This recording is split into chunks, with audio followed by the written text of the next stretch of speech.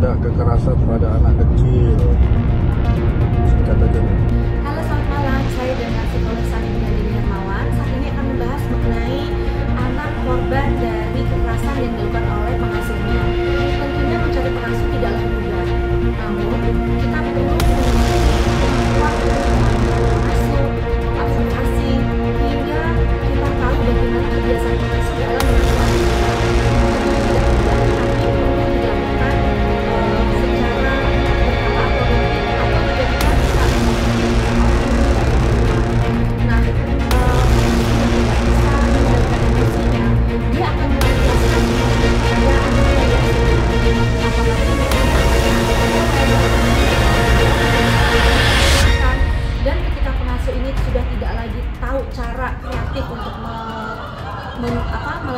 Memenuhi kewajibannya, maka yang ada dia stres, kemudian dia marah, dan anak pun akan dilampiaskan amarahnya.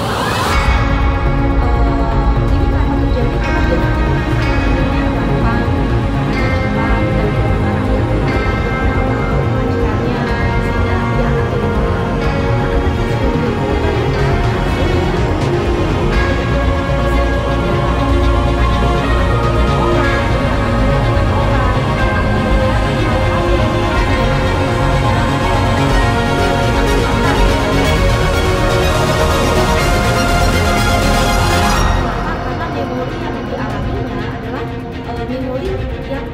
negatif, karena tadi makan dipaksa sehingga paksaannya bukan mengatakannya. Oleh itu, anak yang menjadi korban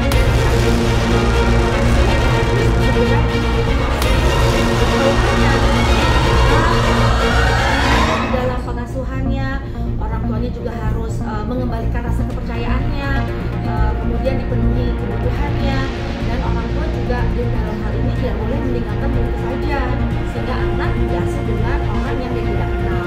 Jadi di sini harus make sure anak yang diasuh harus dengan orang yang memang sudah dipercaya,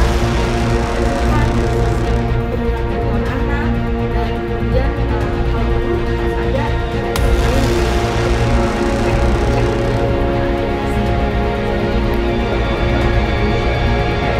perempuan 27 tahun perkara tindak pidana kekerasan kita kenakan kehadiran teman hukuman dengan 5 tahun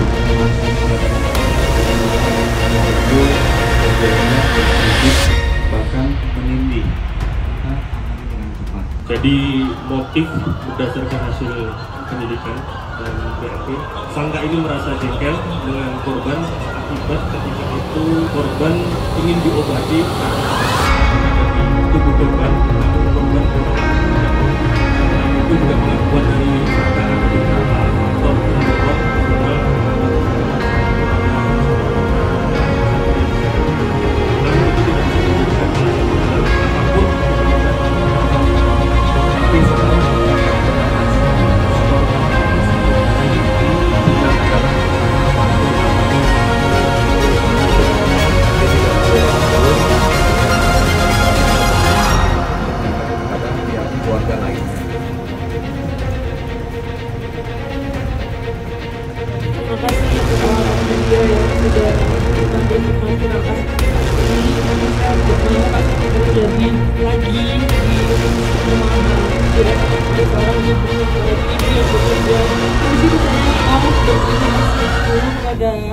Kapolresta Malang Kota yang sudah menindak kasus ini dengan cepat sehingga pelaku bisa langsung diambil. Pelaku ini 1 tahun bekerja dengan saya dengan sangat sopan. Selama 1 tahun ini ada sedikit banyak hal-hal yang mungkin menurut saya mencurigakan, seperti ada bekas cubitan, cuman saya melihat susternya dengan perannya yang sangat sopan, jadi saya masih percaya sama susternya.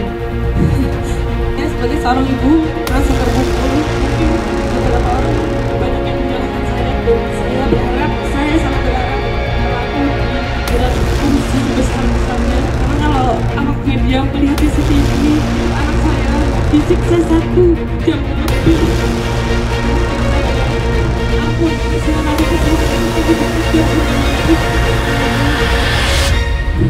kamarnya dikunci, dan itu pada saat sahur semua mbak-mbak saya di bawah sahurnya basement, jadi tidak ada yang mendengar. Dan untuk menutupi itu semua, sus ini membiarkan anak saya untuk di dalam kamar dikunci, diberi makan mungkin hanya 1 kali. Saya tinggal di Jakarta 2 hari, memang ada urusan pekerjaan. Hari pertama saya di Jakarta, pas sahur karena jam 4 sampai jam 5 lebih, itu mengajar anak saya bisa sampai nomor, sampai orang yang dia disini kalau setelah dia mengajar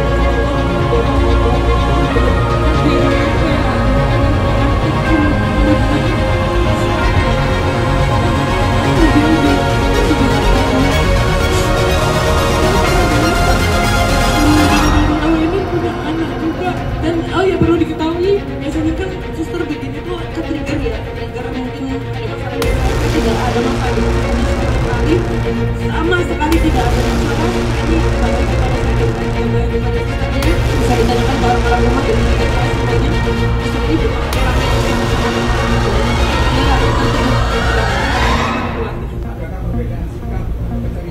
iya, 5 kali dia mengigau ketakutan. Setelah saya sadarkan ini saya baru bisa tidur lagi. Trauma berat. Saya serahkan kepada pihak yang berwajib ya untuk tuntutan kepada agennya. Nah ini memang agen bukan main-main, agensinya bukan agensi yang sangat besar di Indonesia, bahkan memiliki cabang di luar negeri. Jadi untuk keputusannya saya serahkan ke pihak yang berwajib saja. Beberapa orang banyak yang menyalahkan saya kenapa harus pakai susu dan lain-lain. Yang tahu kehidupan saya dan kehidupan saya sendiri, jadi kebutuhan orang masih berbeda-beda.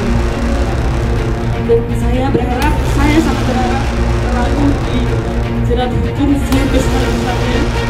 Karena kalau anak media melihat CCTV itu anak saya disiksa 1 jam lebih tanpa ada ampun.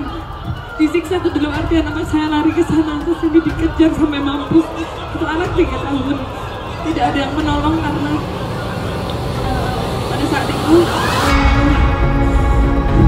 kamarnya dikunci dan itu pada saat sahur semua mbak saya di bawah sahur basement, jadi tidak ada yang mendengar. Dan untuk menutupi itu semua sus ini membiarkan anak saya untuk di dalam kamar dikunci, tidak diberi makan mungkin hanya 1 kali dan masih memiliki seorang anak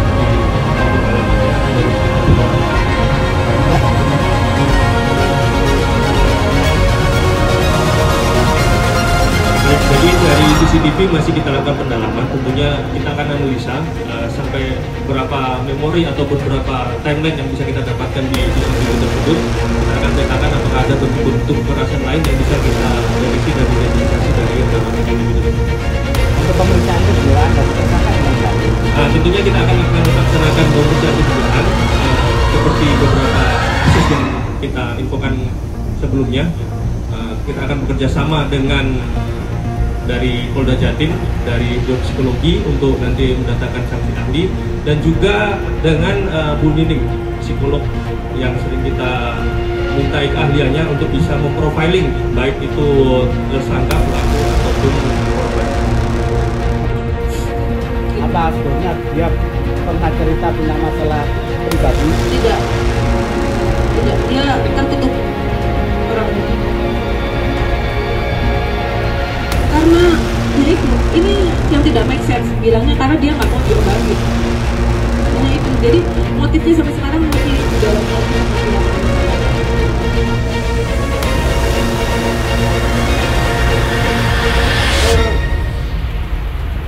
Saya serahkan kepada pihak yang berwajib ya untuk tuntutan kepada agennya.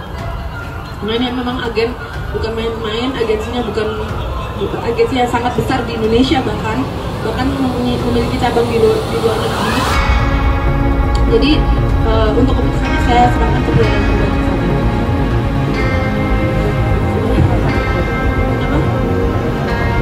Enggak, diolesin obat. Nah itu kita tidak tahu juga apakah sebelumnya sudah terjadi penyakit atau kekerasan, tapi orang-orang yang diketahui yang ada di sekitar itu belum dia mengandungnya, dan dia karena akhirnya lagi sering jadi saya tinggal di Jakarta 2 hari, memang ada urusan pekerjaan 2 hari di Jakarta.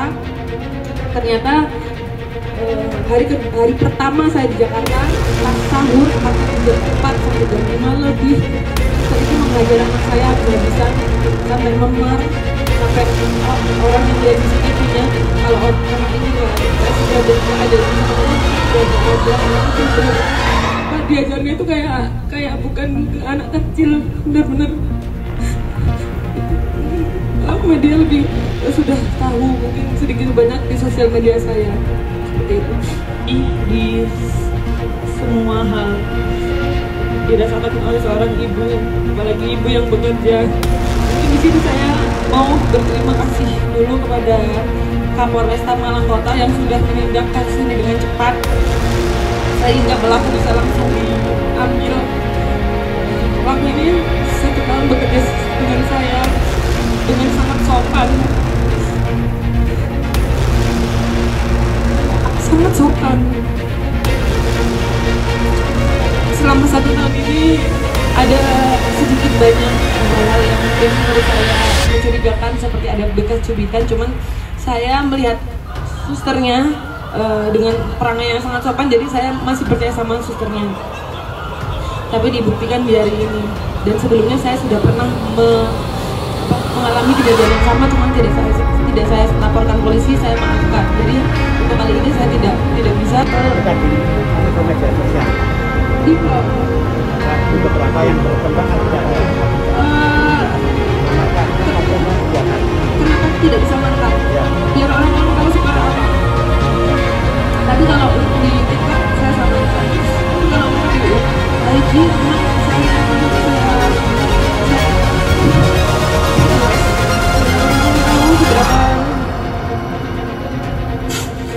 itu parah banget, Pak. Dan beliau ini punya anak juga.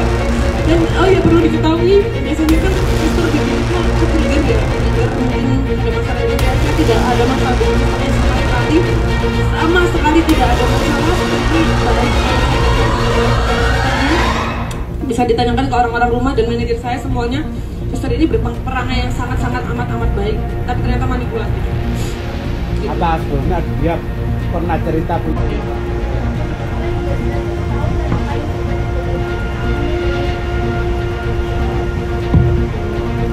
Baik, jadi motif berdasarkan hasil penyidikan dan BAP, pengakuan dari pelaku motifnya adalah sangka ini merasa jengkel dengan korban akibat ketika itu korban ingin diobati karena bekas cakaran yang ada di tubuh korban, namun korban menolak, tidak mau. Selain itu juga pengakuan dari tersangka ada beberapa faktor pendorong, karena ada salah satu anggota keluarga dari tersangka yang sedang sakit. Namun itu tidak bisa dijadikan alasan pembenar apapun untuk melakukan kekerasan terhadap anak. Dan kabarnya si tersangka ini cerai sama suaminya, Pak, belum? Jadi memang statusnya memang cerai dulu.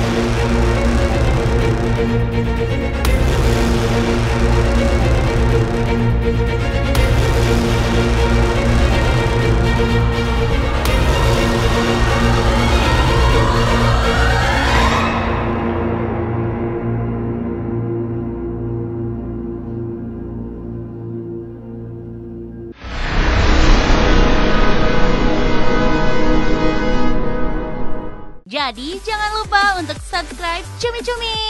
Ditekan ya tombol lonceng merahnya.